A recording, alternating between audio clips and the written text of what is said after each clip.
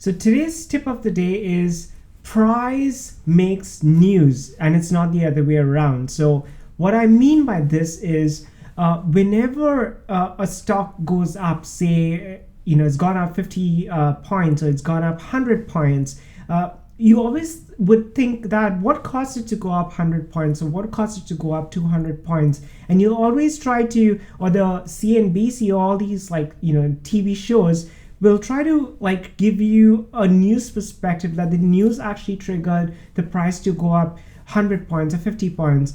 But it's the other way around. It's the price that actually went up, and that's what they've attached the news to it to kind of make it seem that the news was the driver of the price. And sometimes you'll see the market do the same, where the markets will actually go up and then they will attach it to some positive news or some negative news that could correlate to the price going up. But it's never always the case. Now, yes, there are instances where if there is a war happening, if there is an attack, or if there is COVID, that's when the public sentiments will cause the prices to go down. And you'll see a lot of times that news would drive the prices down. Fear drives the prices down.